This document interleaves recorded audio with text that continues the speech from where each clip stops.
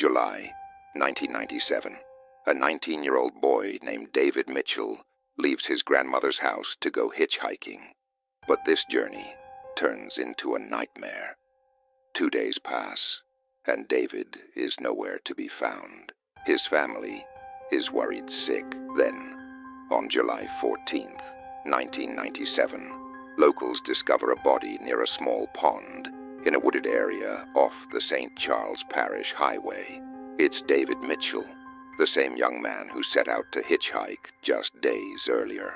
The police arrive, and forensics confirm that David's lungs were filled with water, but there were no signs of struggle, drugs, or injuries on his body. With no evidence of foul play, the case is quickly closed as an accidental drowning. But David's parents refuse to believe it. David was an excellent swimmer, having competed in multiple events. The idea that he drowned in such shallow water doesn't make sense. What disturbs his father even more? When David's body was found, his pants were rolled up to his knees, something that didn't add up. Questions flooded his mind, but the answers were nowhere to be found. Before he could investigate further, the case was closed. Then, 5 months later, in December 1997, another shocking discovery is made. A 20-year-old man, Gary Pierre, is found dead in St. Charles Parish. And when police look into Gary's background, they uncover something chilling. Gary Pierre had been arrested on drug trafficking charges. But when his body was found, his clothes were in poor condition, and no traces of drugs were found in his system. Yet the police didn't pay much attention to the case, burying it under thousands of other unsolved files. Then, 7 months later, on July 31st, 1998, another body is discovered in the same area. Larry Ranson, a 38-year-old drug addict. But this time, there was something different. Larry's body was tied up with ropes, making it clear that this wasn't a natural death. It was murder. Despite this, the police investigation leads nowhere. 3 bodies, found in the same place. But why? No one had any answers. Then, in October 1998, another body turns up, this time on the outskirts of Metairie. The victim? Oliver LeBancs, another known drug user. The police send the body for forensic analysis, but this time, the report reveals something disturbing. Semen was found on Oliver's body. The results suggest that Oliver was assaulted before he was killed. The police visit his home and question his family. Was Oliver gay? His relatives reveal that just days before his death, Oliver had lost his job. He had been caught using drugs at work and was fired. Since then, he had been in deep depression, acting strangely and constantly intoxicated. But was his job loss the reason for his death? Or was something far more sinister happening in St. Charles Parish? Oliver's behavior had become increasingly erratic. He would disappear for days without telling anyone, only to return as if nothing had happened. The police quickly realized one critical detail. Oliver had been intoxicated for days before his death. This meant one thing. When he was assaulted, he wasn't conscious. Someone had taken advantage of him. The only piece of evidence police had was the semen sample found on Oliver's body. They preserved it carefully. It was the only lead in the case. Now let's fast forward to 2006. A man named Ricky Wallace from Bayou Blue walks into a police station with a terrifying story. He claims that a man named Ronald Dominique tried to assault and kill him. The police question Ricky, asking him to explain exactly what happened. That's when he tells them everything. Ricky had met Ronald, who offered him something unexpected. Ronald claimed he had a girlfriend who had a very specific fantasy. According to Ronald, she liked to tie men up with ropes before being intimate with them. Hearing this, Ricky immediately felt uneasy. Something about the situation seemed off, as if it were all a setup. Sensing danger, Ricky refused. That's when Ronald attacked him.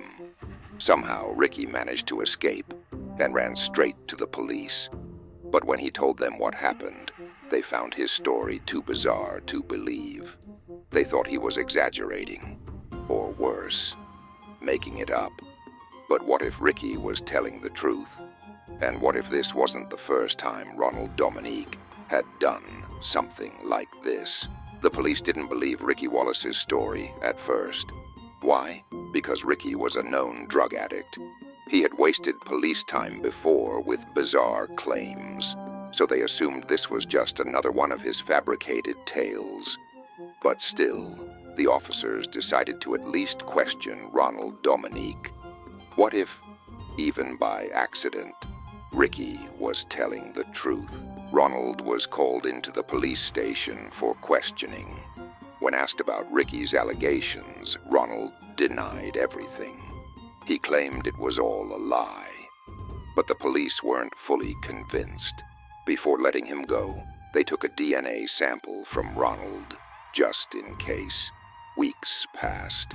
Then one phone call changed everything. The forensic department called the police with a shocking revelation. Ronald Dominique's DNA was a match to the DNA found on multiple victims' bodies. The police were stunned. Ricky had been telling the truth all along. Ronald Dominique wasn't the harmless man he pretended to be. Immediately, an arrest warrant was issued. On December 1st, 2006, police tracked down Ronald Dominique at a homeless shelter and took him into custody. Once arrested, Ronald finally opened up about his life. Born on January 9th, 1964 in Louisiana, USA, Ronald had always been an introverted child. He had no real friends and never tried to make any. In school, he was below average in both academics and sports. His classmates bullied him constantly, especially as he began gaining weight. The more they mocked him, the more he withdrew from the world. Eventually, Ronald lost all interest in studies and dropped out. But there was something else. As he grew older, Ronald realized something about himself. He wasn't attracted to women. Instead, he was drawn to men. These feelings intensified over time, taking over his thoughts completely. With no education and no job, Ronald spent most of his days alone at home. But at night, he sought something else, something dark. Ronald often went to the bar, where he interacted with people like him. However, amidst all this, his behavior started becoming increasingly irritable. When someone is unemployed, they face taunts from various places and experience deep underconfidence. The same happened with Ronald. His frustration grew to the point where he frequently got into arguments with new people over different matters. Speaking disrespectfully became a habit for him. At times, his behavior even led him to jail. However, in 1996, Ronald was accused of a crime that shocked not only his family, but also his neighbors. A young man alleged that Ronald had assaulted him. The police arrested Ronald in front of his family and the entire neighborhood. Due to a lack of strong evidence, the case was closed, and Ronald was declared innocent. Despite this, people around him continued to ridicule him. The bullying he had faced since childhood followed him even here, with people saying things like, "Stay away from him, he's dangerous." These constant taunts severely affected his mental health, making his life increasingly traumatic. Now that we know about Ronald's past, let's fast forward to 2006. After his arrest, while being taken to the police station, Ronald told the officers, "I knew this day was coming. If not today, then someday. That's why I stopped staying at my sister's house and moved to a homeless shelter. I didn't want my sister to face humiliation because of me." Upon reaching the police station, Ronald Dominique began revealing shocking truths, confessions that left even the officers stunned. From his first murder to his last, Ronald confessed everything. detailing the crimes he committed between 1997 and 2006. While recounting these events, there was not a trace of regret in his eyes. Earlier I mentioned Ronald's first 3 murders, but did you know that he was responsible for a total of 23 killings? Yes, 23. He revealed that not all of his victims were gay or bisexual. Some were straight men as well. He would assault them before taking their lives. His victims ranged from 18-year-old boys to 40-year-old men. His last confirmed victim was a 27-year-old man named Christopher S. Christopher was bisexual, and he met Ronald in the summer of 2006. Over time, they started dating. However, on October 14th, 2006, during one of their dates, Ronald struck Christopher on the head with a heavy object, causing him to collapse and die on the spot. Just as he had openly admitted his crimes to the police, Ronald did the same in court. Finally, on September 24th, 2008, the court found him guilty of all charges and sentenced him to life imprisonment without the possibility of parole. Ronald Dominique was responsible for the deaths of 23 individuals, bringing an end to one of the most shocking crime sprees in history. Ronald received his sentence, finally bringing an end to 9 years of terror. However, one question remains. Could this have been stopped sooner? As I mentioned earlier, in the first case, the victim's father had a suspicion that his son's death was not just an accident. He believed something far more sinister had happened. If the police had taken his concerns more seriously, perhaps 22 more lives could have been saved. Well, that's the harsh reality.